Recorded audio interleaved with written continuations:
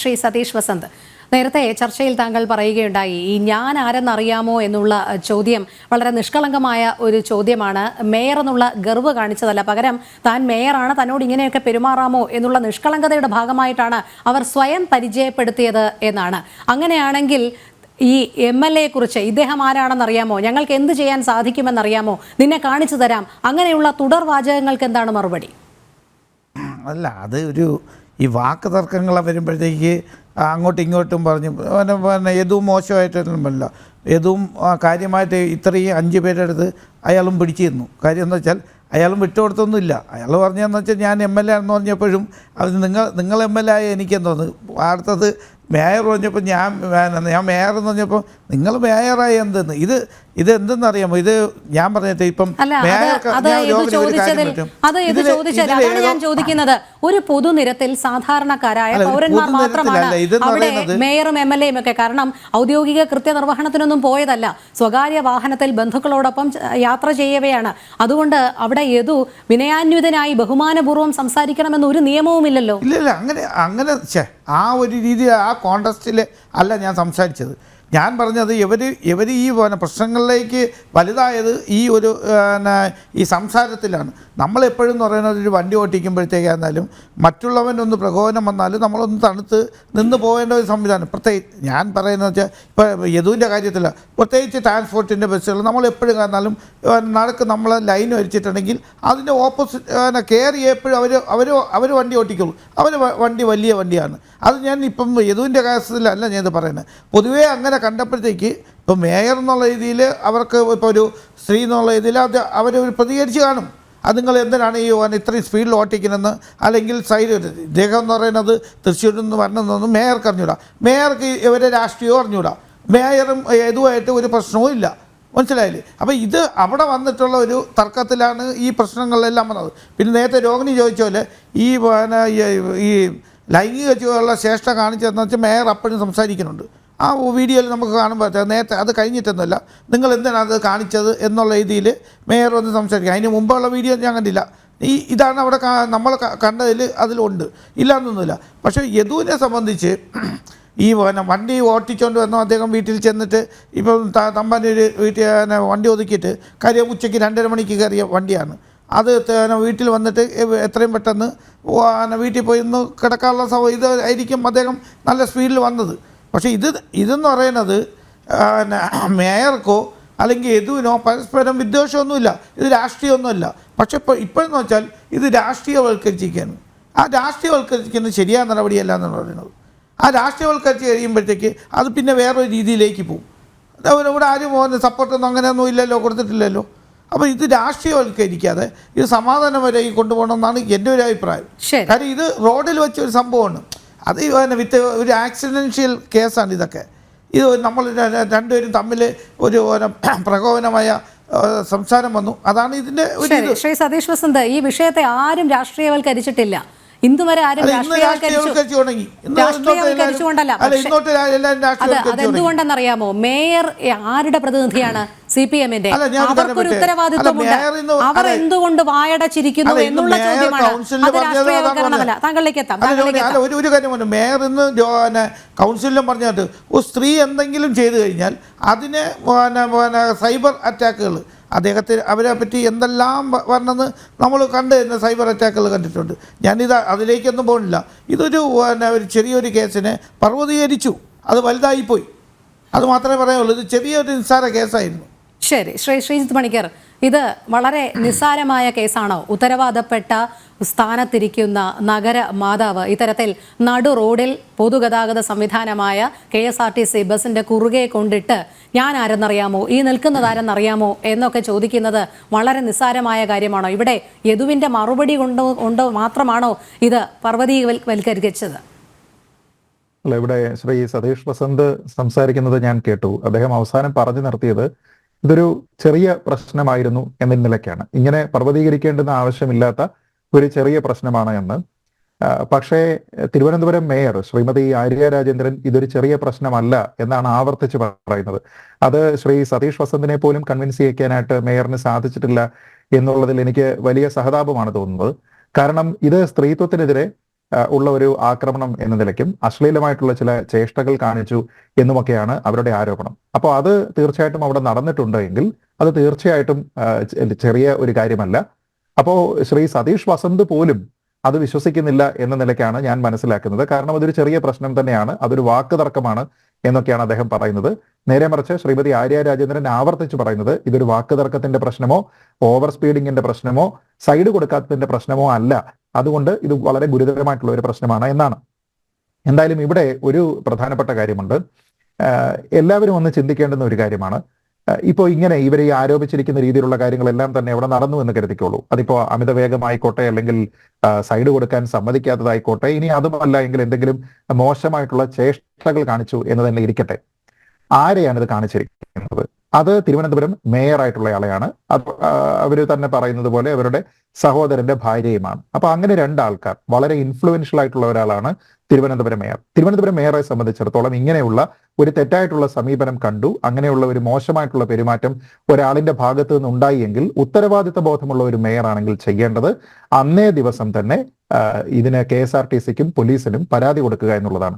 അല്ലാതെ റോഡിൽ തടഞ്ഞു നിർത്തുക എന്നുള്ളതല്ല. നേരെ മറിച്ച് ഇങ്ങനെ ഒരു സംഭവം ഉണ്ടായി, ഇന്ന ബസ്സാണ്, ഇന്ന സമയമാണ്, ഇന്ന സ്ഥലമാണ് എന്ന് പറഞ്ഞുകൊണ്ട് ഒരു പരാതി കൊടുക്കുക.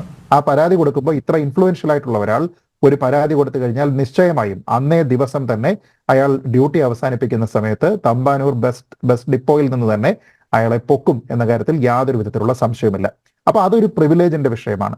അങ്ങനെ ഒരു പ്രിവിലേജ് ഉള്ള ഒരാൾ തന്നെ, നമ്മളൊന്ന് ആലോചിച്ച് നോക്കുക, സ്വകാര്യ വാഹനത്തിൽ യാത്ര ചെയ്യുമ്പോൾ പോലും തിരുവനന്തപുരം മേയർ എന്ന നിലയ്ക്കാണ് ആ പരാതി പോലീസ് സ്വീകരിച്ചിരിക്കുന്നത്. അപ്പോൾ തിരുവനന്തപുരം മേയർക്ക് അങ്ങനെ ഒരു പരാതി കൊടുത്തുകൊണ്ട് അന്ന് രാത്രിയിൽ തന്നെ ഇയാളെ കസ്റ്റഡിയിൽ എടുക്കാനുള്ള എല്ലാവിധ സാഹചര്യവും അവിടെ ഉണ്ടായിട്ടും എന്തിനാണ് സിനിമ സ്റ്റൈലിൽ ഒരു ഷോ അവിടെ കാണിച്ചത് എന്നുള്ള ചോദ്യത്തിന് മറുപടിയില്ല. അവിടെ ബസ് തടഞ്ഞു നിർത്തേണ്ടുന്ന ആവശ്യമുണ്ടോ? ബസ് അവിടെ തടഞ്ഞു നിർത്തുമ്പോൾ നമുക്കറിയാം, ഒരു ബസ്സിൽ, മൂവിംഗ് ബസ്സിൽ ഒരു സ്ത്രീക്കെതിരെ എന്തെങ്കിലും ഒരു അതിക്രമം നടന്നു, തീർച്ചയായിട്ടും ബസ് അവിടെ തടഞ്ഞു നിർത്തണം. അവിടെ എന്തെങ്കിലും രീതിയിലുള്ള ഒരു മോഷണമോ മറ്റെന്തെങ്കിലും അനിഷ്ട സംഭവമോ ഉണ്ടായിട്ടുണ്ട്, തീർച്ചയായിട്ടും അത് തടഞ്ഞു നിർത്തണം. അവിടെ സാക്ഷികളുണ്ടാവും, ആരോപണ വിധേയരായിട്ടുള്ള ആളുണ്ടാവും, പ്രതിസ്ഥാനത്തുള്ള ആളുണ്ടാവും. ഇതെല്ലാം തന്നെ നമുക്ക് തീർപ്പ് കൽപ്പിക്കാം. നേരെ മറിച്ച് ഇത് ഞാൻ ഇങ്ങനെ കണ്ടു എന്ന് പറഞ്ഞ് ഒരാളിന്റെ ഭാഗത്തു നിന്ന് മാത്രമുള്ള, മറ്റാർക്കും ഇതുവരെ കണ്ടിട്ടില്ലാത്ത, സബ്സ്റ്റാൻഷിയേറ്റ് ചെയ്യാനായിട്ടുള്ള, കൊറാബറേറ്റ് ചെയ്യാനുള്ള എവിഡൻസ് ഇല്ലാത്ത ഒരു വിഷയമാണ്. അതിന്റെ എവിഡൻസ് ഒക്കെ വരണം. അപ്പൊ അങ്ങനെയാണ് എങ്കിൽ തീർച്ചയായിട്ടും അതിന് റോഡിന്റെ നടുക്ക് ഇതേപോലെ ബസ് കുറുകെ കൊണ്ടുപോയി നിർത്തിയതിനു ശേഷം അത് തടഞ്ഞു നിർത്തേണ്ടത് ആവശ്യമുണ്ടായിരുന്നില്ല. പൊതുഗതാഗത സംവിധാനത്തിന്റെ ഭാഗമായിട്ടുള്ള ഒരു ബസ്സാണ്, ഉത്തരവാദിത്ത ബോധമുള്ള ഒരു ബസ്, ഡ്രൈവറും കണ്ടക്ടറും ഉള്ളതാണ്. തന്നെയുമല്ല ആ ട്രിപ്പ് അവസാനിക്കേണ്ടത് തമ്പാനൂരാണ്. അപ്പൊ തമ്പാനൂരിൽ ആ ട്രിപ്പ് അവസാനിപ്പിക്കേണ്ടുന്ന സമയത്ത് അവിടെ ആ ഒരു ട്രിപ്പിന്റെ അവസാന സമയം വരെ തന്നെ ടിക്കറ്റ് എടുത്തിരിക്കുന്ന ആൾക്കാരെ വഴിയിൽ ഇറക്കി വിടേണ്ടുന്ന രീതിയിലുള്ള ഒരു സാഹചര്യം ഉണ്ടായി. അപ്പൊ ആ ഇറക്കി വിടുന്ന ആൾക്കാരുടെ സുരക്ഷിതത്വം എന്ന് പറയുന്നത് രാത്രി 10:15 സമയത്ത് ആരും നോക്കണ്ടേ?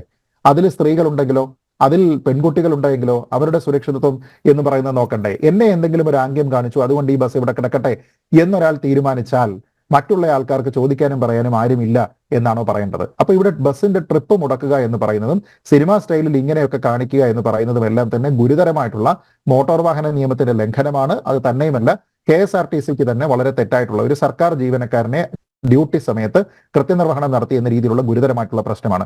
ഈ പ്രശ്നം ഹൈലൈറ്റ് ചെയ്തുകൊണ്ട് ഈ ഡ്രൈവർ പോലീസിൽ ഒരു പരാതി കൊടുക്കുന്ന സമയത്ത് അതുമായി ബന്ധപ്പെട്ട തെളിവുകൾ പുറത്തു വന്നതിന് ശേഷവും ഒരു കേസ് എടുക്കുന്നതിന് വേണ്ടിയിട്ട് പോലീസിന്റെ ഭാഗത്ത് നിന്ന് അൺഎക്സ്പ്ലെയിനബിൾ ആയിട്ടുള്ള ഒരു ഡിലേ അവിടെ ഉണ്ടായിരിക്കുന്നതിനെ പറ്റി യാതൊരു വിധത്തിലുള്ള വിശദീകരണവുമില്ല.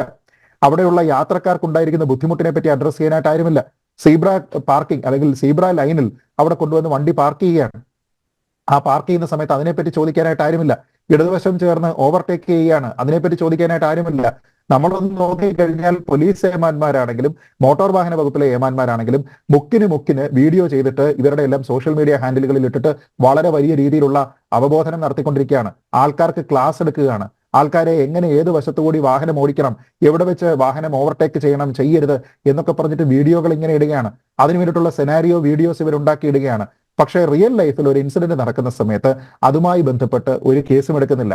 ഇനി ഇതിനേക്കാൾ വളരെ ഗുരുതരമായിട്ടുള്ള മറ്റൊരു പ്രശ്നം, ആ ഡ്രൈവർ അയാൾ അവിടെ ലഹരി ഉപയോഗിച്ചിട്ടുണ്ട് എന്ന രീതിയിലത്തേക്കുള്ള ഒരു ആരോപണവുമായിട്ട് വരുന്നു. അങ്ങനെ ഒരു ലഹരി ഉപയോഗിച്ചിട്ടുണ്ട്. അത് പാർട്ടി ചാനലും അതിനോടകം തന്നെ കൃത്യമായിട്ടൊരു വീഡിയോ ഒക്കെ കാണിച്ചതിന് ശേഷം അവിടെ പറഞ്ഞു. ആ ഡ്രൈവറുടെ വിശദീകരണം നോക്കൂ. ആ ഡ്രൈവർ അവിടെ പറയുന്നത് ബസ്സിൽ പല ആൾക്കാരും പല രീതിയിലുള്ള സാധനങ്ങൾ, ബിസ്ക്കറ്റ് ആയിരിക്കാം, മറ്റെന്തെങ്കിലും കാര്യങ്ങളായിരിക്കാം, ഇതൊക്കെ ഉപയോഗിക്കുന്നതിന്റെ കവറുകളൊക്കെ തന്നെ ബസ്സിൽ ഉപേക്ഷിക്കുന്ന ഒരു ശീലം നമ്മുടെ നാട്ടിലുള്ള ആൾക്കാർക്കുണ്ട്. അത് കാറ്റടിക്കുന്ന സമയത്ത് പലപ്പോഴും മുന്നിൽ വരുന്ന സമയത്ത് ഞാൻ അതിനെ എടുത്ത് കളയും. അത് നമ്മുടെ നാട്ടിലുള്ള എത്രയോ ഡ്രൈവർമാർ ചെയ്യാറുള്ള കാര്യമാണ്. അതിന്റെ പേരിൽ ബഹളം ഉണ്ടാക്കുന്ന എത്രയോ ഡ്രൈവർമാരെ നമ്മളൊക്കെ തന്നെ യാത്ര ചെയ്യുന്ന സമയത്ത് കണ്ടിട്ടുണ്ട്. അപ്പൊ ആ ഒരു കാര്യത്തിൽ യാതൊരു വിധത്തിലുള്ള ആധികാരികതയും ഇല്ലാതെ ഒരു വ്യക്തി, അയാളും കുടുംബമായിട്ടൊക്കെ താമസിക്കുന്ന ആളാണല്ലോ, അയാൾക്കും അച്ഛനും അമ്മയും ഒരു മകനും ഒക്കെ ഉണ്ടല്ലോ, ആ ആളിനെ പറ്റി പറയുകയാണ് ദാ ഇയാള് ലഹരി ഉപയോഗിച്ചിരിക്കുന്നത്. ഇതാരാ പറയുന്നത്? ഇത് പറയുന്നത് വളരെയധികം ഉത്തരവാദിത്ത ബോധത്തോടു കൂടി സംസാരിക്കേണ്ടുന്ന തിരുവനന്തപുരം മേയറാണ്. ഇതുമായി ബന്ധപ്പെട്ട് പരിശോധിക്കാൻ വേണ്ടിയിട്ട് ഇവിടെ സംവിധാനമുണ്ടല്ലോ. ആ സംവിധാനത്തിന്റെ ഭാഗമായിട്ട് ഇയാൾ ലഹരി അടിമയായിരുന്നുവെന്നോ ലഹരി ഉപയോഗിച്ചിരുന്നുവെന്നോ രീതിയിലുള്ള ഒരു റിപ്പോർട്ട് അയാൾക്കെതിരെ വന്നിട്ട് ചെയ്യുന്നതെങ്കിൽ നമുക്കിതൊക്കെ മനസ്സിലാക്കാമായിരുന്നു. ഇനി തന്റെ ഭാഗം ന്യായീകരിക്കുന്നതിന് വേണ്ടി മേയർ ഇവിടെ പറഞ്ഞിരിക്കുന്ന പഴയ ചില കേസുകൾ, ആ കേസിൽ ഒരു കേസ്, വളരെ ഗുരുതരമായിട്ടുള്ള സ്വഭാവത്തിലുള്ള ഒരു കേസിൽ ഇയാൾ കുറ്റക്കാരനല്ല എന്ന് കണ്ട് വെറുതെ വിട്ടതാണ് എന്ന് ഇയാൾ തന്നെ പറയുന്നുണ്ട്. എന്നിട്ടും അതിനെപ്പറ്റി വെരിഫൈ ചെയ്യാനായിട്ട് ആർക്കും പോകേണ്ട. ഇനി മേയർ തന്നെ ആവർത്തിച്ച് പറയുന്നു, ഇതൊരു ഓവർ സ്പീഡിങ്ങിന്റെ പ്രശ്നമോ, ഇത് പിന്നെ സൈഡ് കൊടുക്കാത്തതിന്റെ പ്രശ്നമോ, ഇത് ഡ്രൈവിംഗ് റിലേറ്റഡ് ആയിട്ടുള്ള ഒരു പ്രശ്നമോ അല്ല എന്ന് പറഞ്ഞുകൊണ്ട് ഇയാൾക്കെതിരെ പണ്ട് ഡ്രൈവിംഗിന്റെ പേരിൽ ഉണ്ടായിരിക്കുന്ന കേസിനെ പറ്റി പറയുകയാണ്. അത് പിന്നെ മറ്റൊരു KSRTC ബസ്സിൽ കൊണ്ട് വാഹനം പിടിച്ചിരിക്കുന്നയാളാണ്. സ്വകാര്യ വാഹനം ഉപയോഗിച്ചിരുന്ന സമയത്ത് അതുമായി ബന്ധപ്പെട്ട പ്രശ്നമുണ്ട്. അല്ല, ഈ ഡ്രൈവിംഗിന്റെ പേരിലുള്ള പ്രശ്നമല്ല, അതുമായി ബന്ധപ്പെട്ട തർക്കമേ അല്ല ഇതെങ്കിൽ ഈ കേസൊക്കെ ഇവിടെ പറയുന്നതിനാണ്.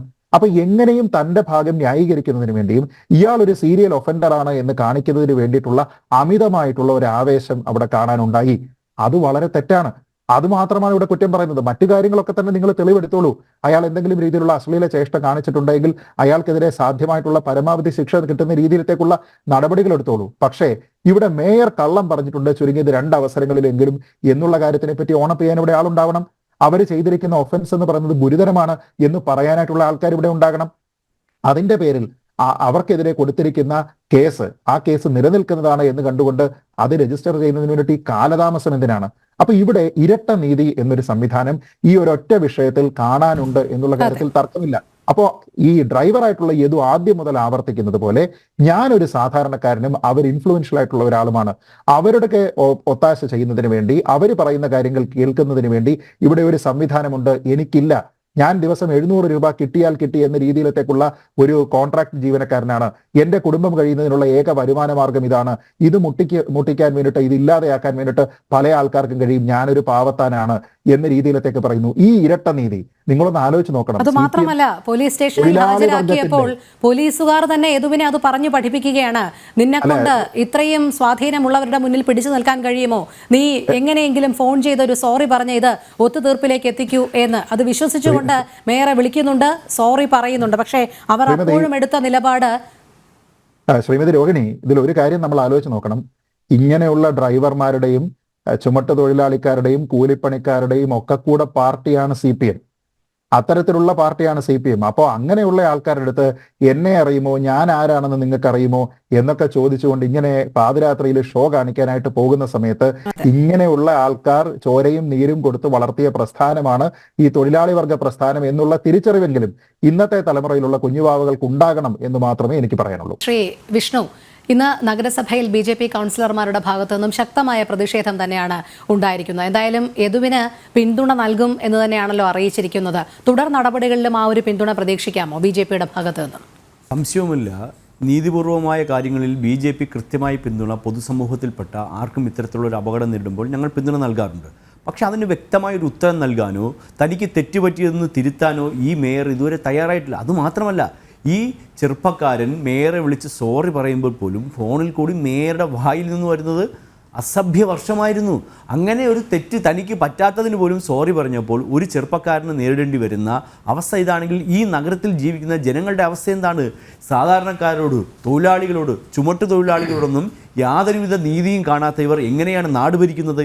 ഇവരാണ് ലോകം മുഴുവൻ മൈക്കിൽ നടന്ന് പ്രസംഗിക്കുന്നത് നിങ്ങൾക്ക് നീതി കിട്ടാനും നിങ്ങളെ ചങ്ങലയിൽ നിന്ന് രക്ഷിക്കുവാനും നിങ്ങളെ കഷ്ടപ്പാടുകളിൽ നിന്ന് സംരക്ഷിക്കാനുള്ള പാർട്ടിയാണ് കമ്മ്യൂണിസ്റ്റ് പാർട്ടി എന്ന്. അപ്പോൾ കമ്മ്യൂണിസ്റ്റ് പാർട്ടി എന്നും തൊഴിലാളി എന്നും 1000 വട്ടം വായിൽ കൂടി പറയുകയും എന്നാൽ യാതൊരുവിധ അതിൽ അല്പത്വവും ഇല്ലാതെ ഈ പ്രവർത്തനങ്ങളൊന്നും കാണിക്കാത്ത ഒരു മേയറുണ്ട്.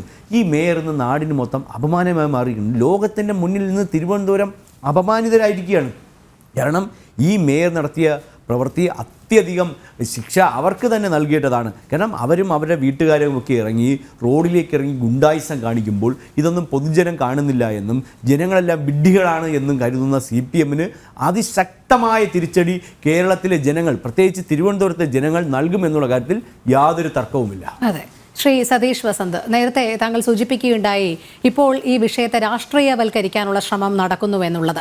രാഷ്ട്രീയവൽക്കരിക്കാതെ തന്നെ താങ്കൾക്ക് പറയാൻ കഴിയുമോ, ജനപ്രതിനിധികളായ രണ്ടുപേർ, ഒന്ന് മേയറുടെ ഭർത്താവ് MLA, ഇവരുടെ ഭാഗത്തു നിന്ന് അങ്ങേയറ്റം അപക്വമായ ഒരു നടപടിയാണ് കഴിഞ്ഞ ദിവസം രാത്രിയിൽ ഉണ്ടായത് നടു റോഡിൽ എന്ന് പറയാൻ കഴിയുമോ, യാതൊരു രാഷ്ട്രീയ ന്യായീകരണവും ഇല്ലാതെ? അല്ല നോക്കൂ, ഇതിപ്പം എനിക്ക് യദുവിനെ അറിയാം, നന്ദുവിനെ അറിയാം, അതുപോലെ തന്നെ മേയറെ അറിയാം, മേയറിൻ്റെ ഹസ്ബൻഡ് MLA അറിയാം. ഇവർക്കൊന്നും അങ്ങനെ പ്രകോപനപരമായ ഒരു കാര്യങ്ങൾ ചെയ്യുന്ന ആൾക്കാരല്ല. നോക്കൂ, ഇത് യാദൃച്ഛമായി ഇപ്പം മേയർ പറയുന്നത് നമുക്ക് വിശ്വസിക്കാതെ ഇരിക്കാൻ പറ്റില്ല. കാര്യം എന്ന് വെച്ചാൽ അത്രയും പ്രകോപനമാണെങ്കിൽ ഇപ്പം വണ്ടി തട്ടിയിട്ടില്ല, ഈ വണ്ടിയുടെ ഓവർ സ്പീഡ് കണ്ടുകൊണ്ടോ അല്ലെങ്കിൽ എന്തെങ്കിലും പറഞ്ഞു പോയപ്പോഴത്തേക്ക് ഇദ്ദേഹം വല്ല ചേഷ്ട കാണിച്ചിട്ടുണ്ടോ എന്ന് എനിക്കറിയത്തില്ല. പക്ഷേ മേയർ പറയുന്നു അതിൽ ഉറച്ചു നിൽക്കുകയാണ്. അതുകൊണ്ടാണ് നമ്മളിത് ചെയ്യുന്നുള്ളത്. ഇപ്പോൾ ഈ ചെയ്ത കാര്യങ്ങളെല്ലാം ന്യായീകരിക്കുകയല്ല. പക്ഷേ ഒരു കാര്യം എന്ന് പറയുന്നത്, ഇപ്പോൾ എന്ന് പറയുന്നത് മേയറെ കുടുംബത്തിന് എല്ലാം വളരെ മോശമായിട്ട് രാഷ്ട്രീയവൽക്കരണം, ആ രാഷ്ട്രീയവൽക്കരണം നിർത്തുക. രാഷ്ട്രീയവൽക്കരണം നിർത്താൻ നമുക്ക് 100% മേയറുടെ കൂടെ നിന്നുകൊണ്ട് നമുക്ക് സപ്പോർട്ട് ചെയ്യാനേ പറ്റുള്ളൂ.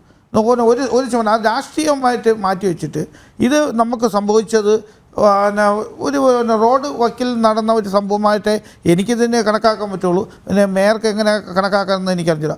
ഇത് നമ്മളെ ഡ്രൈവറേയും ഈ നാളെ ഇപ്പം മെയ് ദിനമാണ്.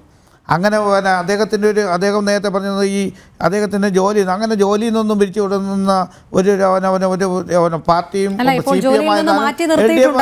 മാറ്റി നിൽക്കുന്ന ഒരു അന്വേഷണത്തിൻ്റെ ഭാഗമായി മാത്രമേ അങ്ങനെ ഉള്ളൂ. മനസ്സിലായില്ലേ? അല്ലാതെ വേറെ അദ്ദേഹത്തിന് ഒരു കുഴപ്പമില്ലാതെ അദ്ദേഹത്തിന് അദ്ദേഹത്തിൻ്റെ ജീവന് ഭീഷണി എന്തിനാണ് അതൊക്കെ പോണത്? അങ്ങനെയൊക്കെ ഒരു സംസാരം പോലും ഇവിടെ വരാൻ പാടില്ല. അങ്ങനെ ഒരു ഭീഷണിയൊന്നും വച്ചുകൊണ്ടൊന്നും അദ്ദേഹത്തിന് നടക്കേണ്ട ഒരു ആവശ്യമില്ല. എന്തായാലും അത് വരും ദിവസങ്ങളിൽ തന്നെ കാണാം. ശ്രീജിത്ത് പണിക്കർ, ഇവിടെ യദുവിന്റെ പരാതി പോലീസ് സ്വീകരിക്കാത്തതിൽ പോലീസ് പറയുന്ന ന്യായീകരണം എന്ന് പറയുന്നത് മേയർക്കെതിരെയുള്ളൊരു കൗണ്ടർ കേസ് മാത്രമാണ് എന്നുള്ളതാണ്. അതായത് മേയർ ഇങ്ങനെ പെരുമാറേണ്ടി വന്നത് യദുവിന്റെ മോശം പെരുമാറ്റം കൊണ്ടാണ് എന്നാണ്. അങ്ങനെയാണോ പോലീസ് പറയേണ്ടത്? ഇപ്പോൾ പൊതുനിരത്തിൽ ഒരാൾ മറ്റൊരാളെ കരണത്തടിക്കുന്നു, അയാൾ സ്വാഭാവികമായും തിരിച്ചടിക്കുന്നു. രണ്ടുപേർക്കുമെതിരെ കേസെടുക്കുകയല്ലേ പോലീസ് നീതി? എന്നിട്ടല്ലേ തുടരന്വേഷണം നടത്തുക? അതല്ല, ഇയാൾ അടിച്ചതുകൊണ്ട് പ്രകോപിതനായാണ് മറ്റേയാൾ അടിച്ചത് എന്ന് പറഞ്ഞ് പോലീസ് അയാൾക്കെതിരെ കേസെടുക്കാതെ മാറി നിൽക്കുന്ന ഏതെങ്കിലും ഒരു ന്യായമാണോ ഉള്ളത്? അല്ല രോഹിണി, ഇതിലൊരു പ്രധാനപ്പെട്ട വിഷയം നമ്മൾ ആലോചിക്കേണ്ടത്, ഇപ്പൊ ഈ അടിച്ചാൽ തിരിച്ചടിക്കുന്നു എന്ന രീതിയിലത്തേക്ക് ഒരേ വിഷയവുമായി ബന്ധപ്പെട്ട് ഒരാൾ കേസ് കൊടുക്കുകയും മറ്റൊരാൾ കൗണ്ടർ കേസ് കൊടുക്കുകയും ചെയ്യുന്ന രീതിയിലുള്ള ഒരു സാഹചര്യമല്ല ഈ വിഷയത്തിലുള്ളത്. കാരണം ഈ വിഷയത്തിൽ ഡ്യൂട്ടി തടസ്സപ്പെടുത്തി എന്ന രീതിയിലുള്ള ഡ്രൈവറുടെ ഭാഗത്തു നിന്നുള്ള ഒരു ആരോപണം എന്ന് പറയുന്നത് അങ്ങേയറ്റം ഗുരുതരമാണ്. അവിടെ അദ്ദേഹത്തിന് ഉത്തരവാദിത്വമുണ്ട്. അവിടെ ടിക്കറ്റ് എടുത്തിരിക്കുന്ന ആൾക്കാരെ ആ ബസിന്റെ അവസാന സ്റ്റോപ്പ് വരെ എത്തിക്കുക എന്നുള്ളത്. അത് എത്തിക്കാനായിട്ട് അവിടെ സാധിച്ചില്ല എങ്കിൽ അദ്ദേഹത്തിന്റെ ഡ്യൂട്ടിയിൽ നിന്ന് തടസ്സപ്പെടുത്തിയിട്ടുണ്ടെങ്കിൽ അത് പോലീസിന് ഇൻഡിപെൻഡന്റ് ആയിട്ട് വെരിഫൈ ചെയ്തതിനു ശേഷം ആ ഒരു കുറ്റകൃത്യം അവിടെ ചെയ്യപ്പെട്ടിട്ടുണ്ടോ എന്നുള്ളത് പരിശോധിക്കാവുന്നതാണ്. അതേപോലെ തന്നെ മോട്ടോർ വാഹന വകുപ്പിന് വളരെ കൃത്യമായിട്ട് പരിശോധിക്കാവുന്ന കാര്യമാണ് ഇടതുവശത്തുകൂടി വാഹനം ഓവർടേക്ക് ചെയ്തിട്ടുണ്ടോ. പോലീസിന് തന്നെ കൃത്യമായിട്ട് പരിശോധിക്കാവുന്ന കാര്യമാണ് വാഹനം അവിടെ ഒരു തിരക്കിട്ട ഒരു സ്ഥലത്ത് കുറുകെ കൊണ്ടുവന്ന് പാർക്ക് ചെയ്തിട്ടുണ്ടോ തുടങ്ങിയ കാര്യങ്ങൾ. അപ്പൊ നമ്മുടെ നാട്ടിൽ മേയർക്കോ മറ്റുള്ള ആൾക്കാർക്കോ സാധാരണക്കാരായിട്ടുള്ള ഒരാളിനോ വെവ്വേറെ നിയമങ്ങളില്ല. അപ്പൊ ഇതിൽ കേസെടുക്കാൻ പറ്റുന്നില്ല എങ്കിൽ ആര്യ രാജേന്ദ്രൻ ചെയ്തിരിക്കുന്നത് ശരിയാണ് എന്നാണ് പോലീസിന്റെ അഭിപ്രായമെങ്കിൽ നാളെ മറ്റേതൊരാളിനും ഇത് ചെയ്യാൻ കഴിയും. ഇപ്പൊ എനിക്ക് പോകുന്ന സമയത്ത് അല്ലെങ്കിൽ എന്റെ കുടുംബത്തിലുള്ള ഒരു സ്ത്രീക്ക് യാത്ര ചെയ്യുന്ന സമയത്ത് KSRTC ബസ്സിലെ ഡ്രൈവർ അശ്ലീല ചേഷ്ട കാണിച്ചു എന്ന രീതിയിലത്തേക്കുള്ള ഒരു തോന്നൽ ഉണ്ടായി കഴിഞ്ഞാൽ അത് നമ്മളോട് ഈ സിസ്റ്റം പറയുന്നത് എന്താണ്? നിങ്ങൾക്ക് വേണമെങ്കിൽ വാഹനം അവിടെ കൊണ്ടുവന്ന് കുറുകെ ഇടാം, എന്നിട്ട് ആളിനോട് സംസാരിക്കാം, നിങ്ങൾക്ക് ഗതാഗത വകുപ്പിനെയും പോലീസിനെയും ഒക്കെ തന്നെ കോൺടാക്ട് ചെയ്യാം, എന്നിട്ട് ആ വണ്ടിയുടെ ട്രിപ്പ് അവിടെ അവസാനിപ്പിക്കാമെന്നാണ്. ഞാൻ ചോദിക്കുന്നത്, അങ്ങനെയാണോ ഈ നാട്ടിലെ നിയമ സംവിധാനം പ്രവർത്തിക്കുന്നത്? ഈ രീതിയിലുള്ള ഒരു ഫ്രീ ഹാൻഡ് ഇവിടെയുള്ള ഒരു പൗരന് നമുക്ക് അത് കൊടുക്കാൻ പറ്റുന്നുണ്ടോ? ഇത് കടന്നു കളയുന്ന ഒരാളാണ് എങ്കിൽ നമ്മൾ എന്തെങ്കിലും രീതിയിലുള്ള കസർത്ത് കാണിച്ചിട്ട് ആളിനെ പിടികൂടുക എന്നൊക്കെ പറയുന്നത് മനസ്സിലാക്കാം. നേരെ മറിച്ച് ഇത് ഉത്തരവാദിത്തപ്പെട്ട ഒരു സ്ഥാപനത്തിൽ ജോലി ചെയ്യുന്നയാളാണ്. ആ ആളിനെതിരെ എന്തെങ്കിലും ഒരു ആരോപണം ഉണ്ട് എങ്കിൽ നമ്മൾ എന്താ ചെയ്യുക? അതിന് പരാതി കൊടുക്കുക. രേഖാമൂലമുള്ള പരാതി കൊടുക്കുന്നതിന് പകരം ഈ ഷോ അവിടെ ചെയ്തുകൊണ്ട് മതിയായോ? ഇപ്പൊ ഈ ഷോ കഴിഞ്ഞതിന് ശേഷം ആര്യ രാജേന്ദ്രൻ പരാതി ഔദ്യോഗികമായിട്ട് കൊടുക്കേണ്ടി വന്നില്ലേ? ആ പരാതി മാത്രമായിട്ടായിരുന്നുവെങ്കിലും, നമ്മൾ ഈ പറയുന്ന ഷോ പാർട്ട് അവിടെ ഇല്ലായിരുന്നുവെങ്കിലും, അവർ പറയുന്ന ആരോപണത്തിന് എന്തൊക്കെ മെറിറ്റ് ഉണ്ടോ, എന്തൊക്കെ അന്വേഷണമാണോ അത് അർഹിക്കുന്നത്, അതവിടെ നടക്കുമായിരുന്നല്ലോ. അപ്പൊ എന്തിനാണ് പൊതുജീവിതം ദുസ്സഹമാക്കിക്കൊണ്ട് ആ ബസ്സിലുണ്ടായിരുന്ന ആൾക്കാരെ അവിടെ പൊതു നിരത്തിൽ രാത്രി 10-10:15 ഇറക്കി വിടുന്ന രീതിയിലേക്കുള്ള ഒരു സാഹചര്യം സൃഷ്ടിച്ചത്? ഇങ്ങനെയാണോ ഇതിനെ ഹാൻഡിൽ ചെയ്യേണ്ടത്? അപ്പൊ തീരെ പക്വതയില്ലാത്ത പെരുമാറ്റം. അത് മേയറുടെ ഭാഗത്തല്ല, ഭരിക്കുന്ന പാർട്ടിയുടെ തന്നെ ഉത്തരവാദിത്തപ്പെട്ട ഒരു ജനപ്രതിനിധി, ഒരു നിയമസഭാ സാമാജികൻ, അദ്ദേഹവും കൂടി അവിടെ ഉണ്ട്. അപ്പൊ അങ്ങനെയുള്ള ആൾക്കാരെ സംബന്ധിച്ചിടത്തോളം പോലും ഈ വിഷയത്തിൽ കൃത്യമായ രീതിയിലുള്ള ഒരു നിലപാടെടുക്കാൻ കഴിയുന്നില്ല. പിന്നെ അവിടെ ഉണ്ടായിരിക്കുന്ന എക്സ്ചേഞ്ച് ഓഫ് വേർഡ്സ്, അതൊക്കെ നമുക്കറിയാം. ഇത്തരത്തിലുള്ള ഒരു പ്രശ്നം ഉണ്ടാകുന്ന സമയത്ത് മോശമായിട്ടുള്ള പല പദാവലികളും അങ്ങോട്ടും ഇങ്ങോട്ടും ഒക്കെ ആൾക്കാർ ഉപയോഗിക്കും. നിന്റെ തന്തയുടെ റോഡാണോ, നിന്റെ തന്തയുടെ വകയാണോ ഈ റോഡ് എന്ന രീതിയിലേക്കുള്ള ചോദ്യമൊക്കെ ഇത്തരം തർക്കത്തിൽ സ്വാഭാവികമാണ്. അപ്പൊ ആ സമയത്ത് തിരിച്ചതല്ല, നിന്റെ തന്തയുടേതാണോ എന്നുള്ള ചോദ്യവും സ്വാഭാവികമാണ്. അപ്പൊ ഇതൊക്കെ തന്നെ ഒഴിവാക്കേണ്ടതാണ്. അപ്പൊ അതിലൊന്നും തന്നെ ഒരു കേസിനെ കൗണ്ടർ കേസ് കൊണ്ട് അല്ലെങ്കിൽ കൗണ്ടർ കേസിനെ കേസ് കൊണ്ട് ഒന്നും തന്നെ പ്രതിരോധിക്കാൻ കഴിയുന്ന കാര്യങ്ങളല്ല. ഇവിടെ ഉണ്ടായിരിക്കുന്ന ആരോപണം എന്താണ്, ആ ആരോപണത്തിന്റെ നിജസ്ഥിതി എന്താണ്? തീർച്ചയായിട്ടും ആര്യ രാജേന്ദ്രന്റെ പരാതിയിൽ അന്വേഷണം നടക്കണം. തെളിവുണ്ടെങ്കിൽ ആ തെളിവിന്റെ അടിസ്ഥാനത്തിൽ അത് പരിശോധിച്ചതിന് ശേഷം ഡ്രൈവർ തെറ്റ് ചെയ്തിട്ടുണ്ടെങ്കിൽ അതിന് ഉചിതമായിട്ടുള്ള ശിക്ഷ എന്താണോ, മാതൃകാപരമായിട്ടുള്ള ശിക്ഷ എന്താണോ അത് വാങ്ങി നൽകണം. അക്കാര്യത്തിൽ തർക്കമില്ല. പക്ഷെ അതിനു വേണ്ടിയിട്ട് അവർ പറയുന്ന മറ്റുള്ള പല കാര്യങ്ങൾ തെറ്റായിട്ടുള്ള, അതായത് കള്ളം തന്നെ ആൾക്കാരോട് വന്ന് പറയുക, ഒരാൾ ഇവിടെ ലഹരി ഉപയോഗിക്കുന്ന ആളാണ് എന്ന് പറഞ്ഞുകൊണ്ട് അയാളെ അപകീർത്തിപ്പെടുത്തുക എന്ന രീതിയിലുള്ള നടപടിയൊന്നും തന്നെ ആശാസ്യമല്ല. അതിനെയൊക്കെ രാഷ്ട്രീയവൽക്കരിച്ചാലും ഇല്ലെങ്കിലും ഒരാളിനും ന്യായീകരിക്കാൻ കഴിയില്ല എന്നുള്ളതാണ് എന്റെ പോയിന്റ്. അതെ, ചർച്ചയുടെ സമയം ഇവിടെ പൂർണ്ണമാവുകയാണ്. ഞാൻ ആരെന്നറിയാമോടോ എന്ന് നടു റോഡിൽ ആക്രോശിച്ച് സാധാരണക്കാരന്റെ മേൽ കയ്യൂക്ക് കാണിക്കാനല്ല ജനപ്രതിനിധികളെ തെരഞ്ഞെടുക്കുന്നത്. അധികാര ഗർവും ധാർഷ്ട്യവും റോഡിൽ കാണിക്കാനുള്ളതല്ല. പരിധി വിട്ടാൽ സാധാരണക്കാർ തന്നെ മനസ്സിലാക്കി തരും അവർ ആരാണെന്നുള്ളത്. ജനം ഡിബേറ്റ് ഇവിടെ പൂർണ്ണമാകുന്നു. പങ്കെടുത്ത എല്ലാ അതിഥികൾക്കും നന്ദി. ഒപ്പം പ്രേക്ഷകർക്കും നമസ്തേ.